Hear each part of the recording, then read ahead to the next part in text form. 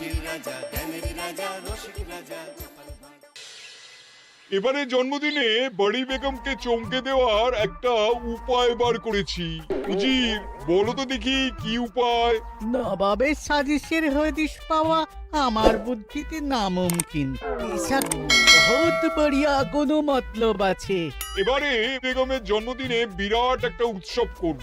সারা দেশ থেকে মহান মহান অতিথিদের নিয়ে আসা হবে। দুনিয়ার সেরা সেরা খাবার, সেরা সেরা গাইয়ে, সেরা সেরা বাজিয়ে, সেরা সেরা নাচিয়ে রাতকে দিন করে দেবে এমন রোশনাই। রেস্ট নাই। কি বললে? বহুত বড়িয়া আপনার সোচ, লেকিন মাফ করবেন হুজুর, রাজকোষের অবস্থা খুবই খারাপ। উৎসব করার মতো তো রেস্ট নাই জাহাপানা। কোনো কথা শুনতে চাই না।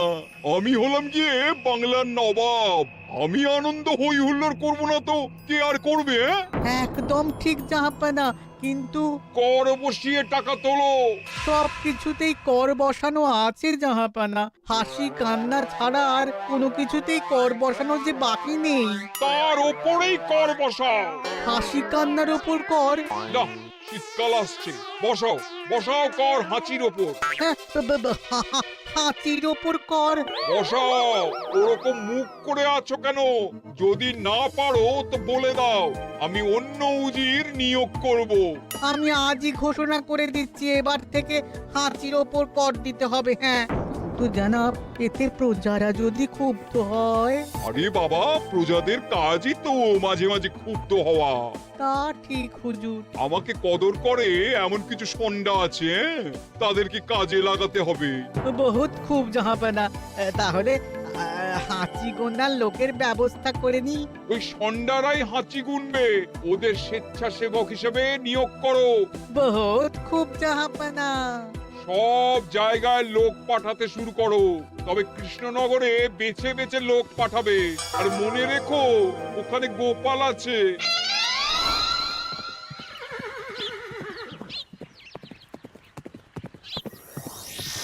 সব জায়গায় কর আদায়কারী পাঠিয়ে দেওয়া হয়েছে জাহাপানা। আপনার কথা মতো তাদের বলে দেওয়া হয়েছে যে আদায় হওয়া করের 10% তাদের বেতন হিসেবে দেওয়া হবে। সুতরাং কর আদায়ে কোনো ঢিলেমি হবে না। বহুত আচ্ছা, বহুত আচ্ছা।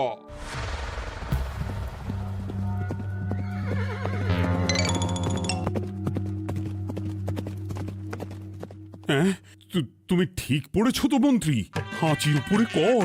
বলেন তো, আর একবার পড়ছি মহারাজ। আসলে এটা নবাবই মশকরা। আমাদের নবাব যে খুবই রসিক মানুষ তা তো আমরা দেখেছি।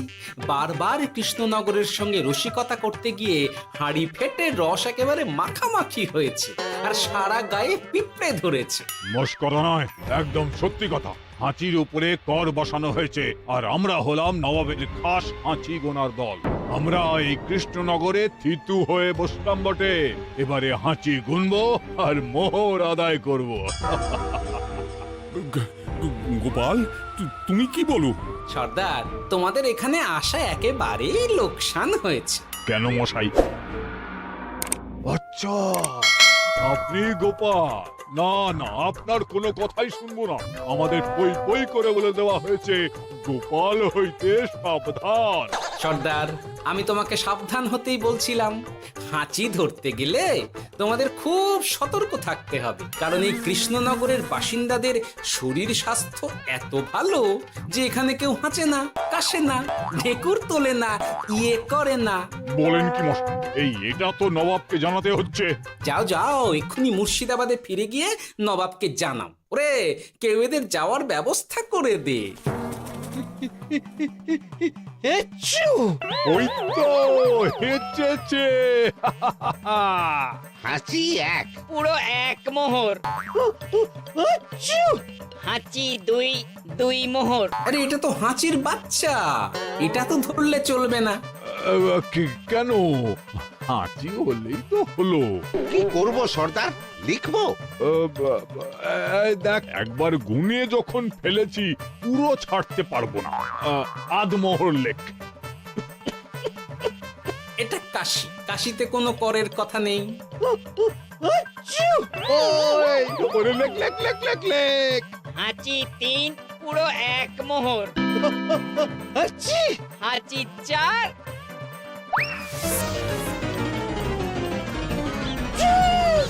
হাঁচি 5 লেখো হাঁচি 6,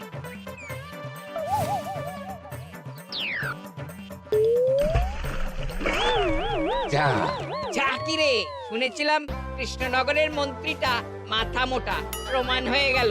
জল থেকে উঠবে যখন ঠান্ডা লেগে হাঁচি তো আরো বাড়বে। জলে বুড়ুবুড়ি উঠছে, বেটা জলের তলায় তলায় হাঁটছে। হাঁচি 7, এখনো তো ফিরলো না, বেলা গড়িয়ে দুপুর হয়ে গেল।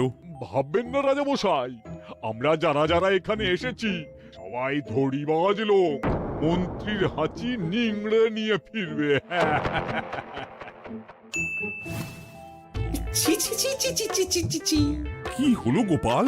আমরা কৃষ্ণনগরের প্রবাদ প্রতিম আতিথেয়তার অসম্মান করেছি মহারাজ। কেন? কিভাবে? কখন? এখন মহারাজ, এখন এনারা সেই সুদূর মুর্শিদাবাদ থেকে এসেছেন, আর আমরা এতক্ষণ শুধু অন্য কথাই বলে চলেছি, এনাদের আপ্যায়নের ব্যবস্থা করিনি। তাই তো। মহারাজ, আপনি ব্যস্ত হবেন না। এই কে আছো? শোনো, এদের রাজ অতিথিশালাতে থাকার বিশেষ ব্যবস্থা করো। এদের খাবার যাবে মহারাজের পাকশাল থেকে। এদের সব সুবিধে অসুবিধে দেখার জন্য দাস দাসী নিযুক্ত থাকবে। চলো হে চলো। আরে দাঁড়াও সর্দার, হ্যাঁ বলুন। তোমাদের তো আবার গোপালের কথা শোনা বারণ। আমার ব্যবস্থায় বোধহয় তোমরা থাকবে না। বাদ দিন তো, আসলে ভয় ছিল আপনার বুদ্ধিকে, আর ভয় নেই। কেমন আগু পিছু বিচার না করেই বলে ফেললেন এখানে কেউ হাঁচে না। বুঝে গেছি, আসলে গোপাল হলো গল্প। চলো হে চলো, ও বড্ড খিদে পেয়েছে। প্রহরী, এই সর্দারের দলের বাকি লোকগুলো এলে এদেরকেও অতিথিশালায় নিয়ে যেও। হ্যাঁ, আচ্ছা। কি গোপাল, এই রক্তচোষাগুলোর জন্য তুমি রাজনিবাস আর রাজভোগের ব্যবস্থা করে দিলে? গোপাল কার পক্ষে মহারাজ? এতক্ষণ গোপালের সব কাজ তো কৃষ্ণনগরের বিপক্ষে গেল। বটেই তো, আমি মনে মনে গণনা করে দেখলাম গোপালের শুল যোগ শুরু হয়েছে। আগামী 1 যুগ ধরে গোপাল যেখানে থাকবে সেখানে রাহুর প্রকোপে দুঃখ দারিদ্র মহামারী একসঙ্গে এসে ধরা পড়বে। মহারাজ, গোপাল কখনো কৃষ্ণনগরের খারাপ ভাবেনি। সে যখন ওই রক্তচোষাদের রাজভোগে রাখার ব্যবস্থা করেছে, তখন বুঝতে হবে এর মধ্যে একটা ঘোরতর প্যাঁচ আছে। গোপালই তাহলে বলুক, কি প্যাঁচ? মহারাজ, মানুষ বিলাসের সুযোগ পেলে কাজ ভুলে বিলাসেই ডুবে থাকে। কত সম্রাট মহাসম্রাট বিলাসিতায় ডুবে কত সাম্রাজ্য মহাসাম্রাজ্য ভেঙে টুকরো করেছে। এরা তো নবাবের পাঠানো কিছু মূর্খ বালক মাত্র মহারাজ। এদের রাজভোগে ডুবিয়ে দিলে হাঁচির কথা কি এদের মনে থাকবে?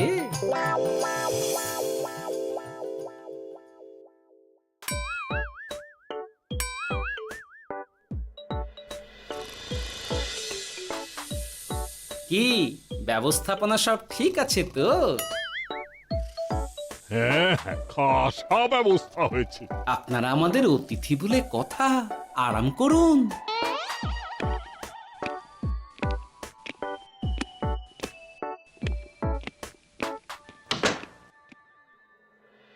বিজ্ঞানী, তোমার এই দুমুখ আয়না আবিষ্কার তোমার জীবনের সেরা কাজ। একদিক দিয়ে আয়না, অন্য দিক দিয়ে কাঁচ। কেউ জানতেই পারবে না যে তার উপর নজর রাখা হচ্ছে। অনবদ্য অনবদ্য।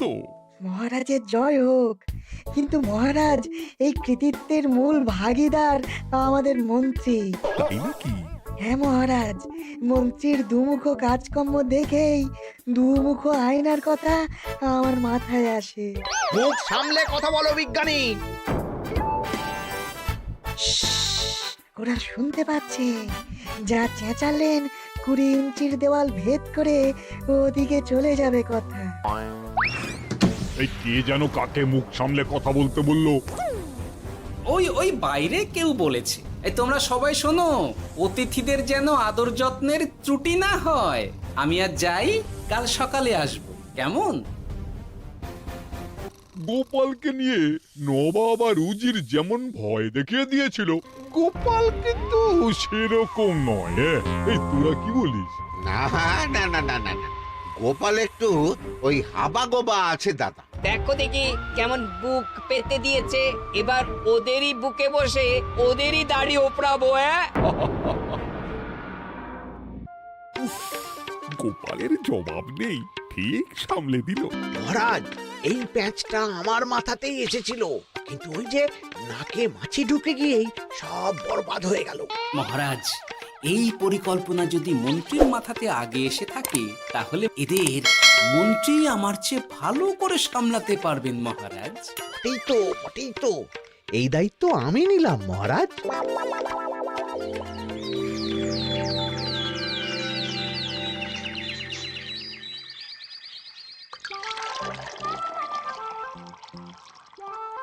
আহা, সকালে ঘুম থেকে উঠে এই রকম বেলের পানা যেন স্বর্গের অমৃত। আছে আছে, আরো আছে। পানীয়, খাদ্য, আরাম, আয়েশ, যত চাও তত পাবে। কি আপনি গোপাল কোথায়?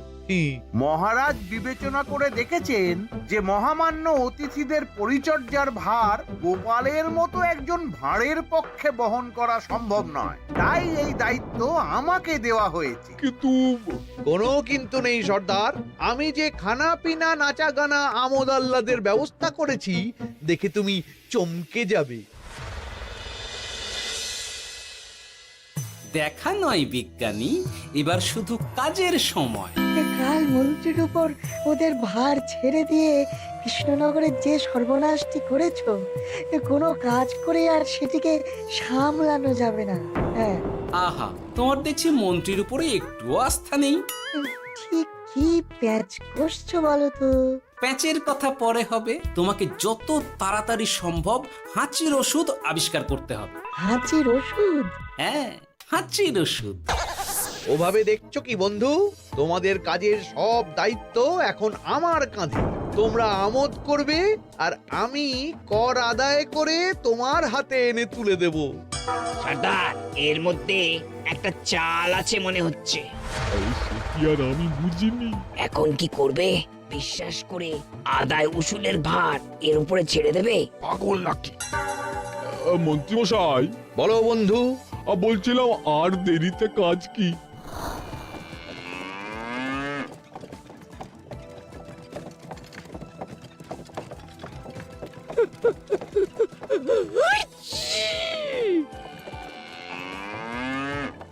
মন্ত্রী, লেখো হাঁচি এক। ওহে, তোমার নাম কি? মন্ত্রেশ্বর উজুরি আগে। লিখুন মন্ত্রী মশাই, নাম লিখুন। ওহে মন্তেশ্বর, হাঁচি কর, এক মোহর ছাড়ো দেখিনি। হাঁচি দুই। আরে যাও, দৌড়ে গিয়ে দু মোহর আদায় করে আনো। ওরে, তোরা সব কৃষ্ণনগরের কোণে কোণে ছড়িয়ে পড় দেখি, একটা হাঁচিও যেন বাদ না পড়ে। হ্যাঁ,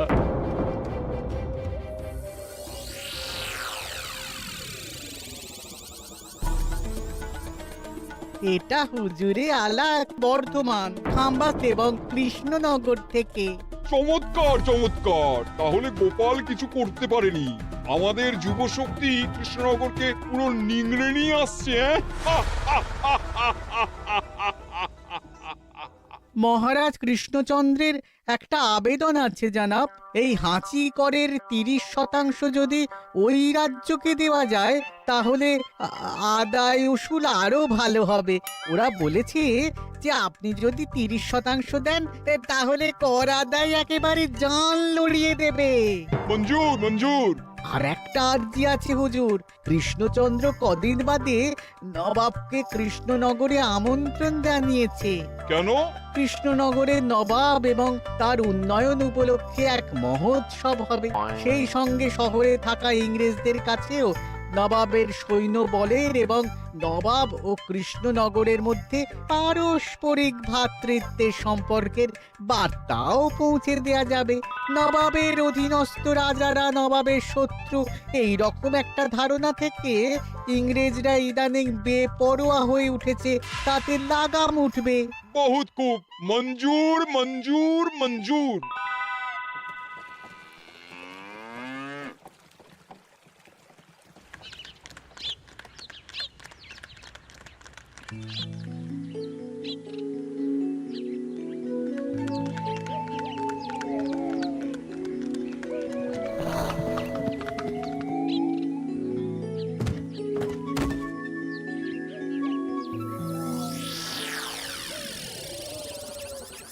কি ব্যাপার গোপাল? জাহাপনা বলুন, কি খিদমত করব? আমি যা বলবো তাই করবে। অবশ্যই জাহাপনা। কি আবাদ উজির, তুমি সাক্ষী, মহারাজ কৃষ্ণচন্দ্র আপনিও সাক্ষী। গোপাল আমাকে কথা দিয়েছে আমি যা চাইবো তাই করবে। গোপাল, তুমি আমার সঙ্গে মুর্শিদাবাদ যাবে। এখন থেকে আমার দরবারের বিদূষক হিসেবে থাকবে, কেমন? ওরে ওরে ওরে ওরে ওরে, তোরা বাজনা বাজা। এখন থেকে গোপাল আর কৃষ্ণনগরের নয়, গোপাল মুর্শিদাবাদের। জোরসে বাজা।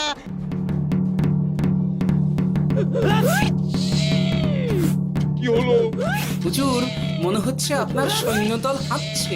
হ্যাঁ? হুজুর, হাঁচিগড়ের বন্যা সব সৈন্য 10-12টা করে হেঁচে ফেলেছে, মানে প্রচুর মোহর হয়ে গেছে আর বাড়ছে বাড়ছে। আমার হাঁচি গোনার দল একটা হাঁচিও বাদ দেবে না। মোহর রাখার জন্য নতুন পোশাকখানা বানাতে হবে হুজুর। সর্দার, আমাদের হাঁচিগুলো কি খুলবো? হ্যাঁ, নিশ্চয়, একটা হাঁচিও যেন বাদ না পড়ে। চলুন হুজুর, আমরা এখানে দাঁড়িয়ে থেকে আর কি করব? ওরা হাঁচুক আর হাঁচি গুনুক। চলুন নবাব বাহাদুর, আপনার জন্য কৃষ্ণনগরের রাজাতিথ্য অপেক্ষা করছে। হুজুর, আমার মনে হয় আমাদের কৃষ্ণনগরে এখন আর দেরি করা উচিত হবে না। আমরা সোজা শহরের দিকে রওনা হয়ে যাই। শহরের ইংরেজদের শিক্ষা দিয়ে ফেরার পথে আমরা কৃষ্ণনগরের আতিথ্য গ্রহণ করব। সে কি? মহারাজ, নবাবের মতো কর্তব্যপরায়ণ ইনসানকে তার কর্তব্য পালনে বাধা দেবেন না। আমরা ওনার শহর থেকে ফেরার অপেক্ষায় থাকব। ঠিক ঠিক, আমার এক্ষুনি শহরে যাওয়ার দরকার। ইংরেজরা সব নিয়ম কানুন ভেঙে চুরে যা ইচ্ছে তাই করতে আরম্ভ করেছে। বুঝি, সৈন্যদের ডাক দাও, চলো রওনা হই।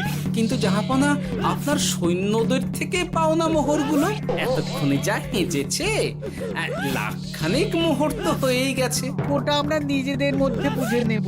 কিন্তু ওই করের 30% যে কৃষ্ণনগরের পাওনা। পেয়ে যাবে। শহর থেকে ফিরি। আরেকটা কথা, হাঁচি কর ব্যবস্থা এখন থেকে উঠে গেল।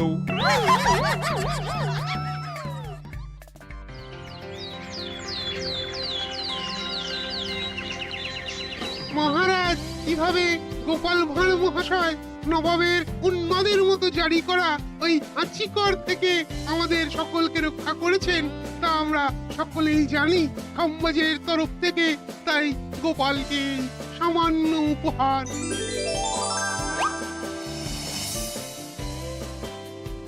ওহ গোপাল, সত্যি তোমার জবাব নেই। কিছুই হতো না যদি না বিজ্ঞানী ওই হাঁচি চূর্ণ আবিষ্কার করত। এই উপহারের অর্ধেক কিন্তু বিজ্ঞানী। সবই তো বুঝলাম, নবাবকে সৈন্য সহ নিমন্ত্রণ থেকে সৈন্যদলকে হাঁচি চূর্ণ মাখানো, চাঁদোয়ার তলায় ঢোকানো পর্যন্ত। কিন্তু চাঁদোয়া থেকে হাঁচি চূর্ণ ঝরে পড়লো কি করে, সেটাই তো বুঝলাম না। এটা তুমি বলো বিজ্ঞানী। শব্দে বাতাসে কম্পন তৈরি হয়। গোপালের হাততালিতে আমার ঘরের শাড়ি থেকে হাঁচির জন্য ঝরে পড়েছিল। এখানে চাঁদোয়া থেকে ঝরে পড়েছিল বাজনার শব্দে। কি ব্যাপার বিজ্ঞানী, তুমি এখন ছেলে খেলা করছো? হাঁচির ওষুধ হয়ে গেছে। হয়ে গেছে? মূল উপাদান তামাক গোলমরিচ আর আলকুশির গুঁড়ো। কাজ হবে। হাততালি দাও। হাঁচ! কাজ হলো। ব্যাপারটা কি হলো? ওই শাড়িটাতে হাঁচি চূর্ণ মাখানো আছে, তোমার হাততালির শব্দের কম্পনে ঝরে ঝরে পড়েছে। একবার নাকের কাছে এলে পিঁপড়ের থেকে পিশাচ, হাঁচতেই হবে, হাঁচতে হবেই হবে। নবাব যদি বাজনা বাজাতে না বলতো। আমাদের বাজনদাররা তৈরি ছিল মহারাজ। যাক, সবই ভালোই ভালোই মিটে গেল। যার শেষ ভালো তার সব ভালো। ব্যাস, এখন শুধু একটাই কাজ বাকি। নবাবের কাছ থেকে করের 30% বাবদ পাওনা মোহর মুর্শিদাবাদে গিয়ে নবাবের কাছ থেকে তুমি নিয়ে আসবে। আচ্ছা মহারাজ। হাসির রাজা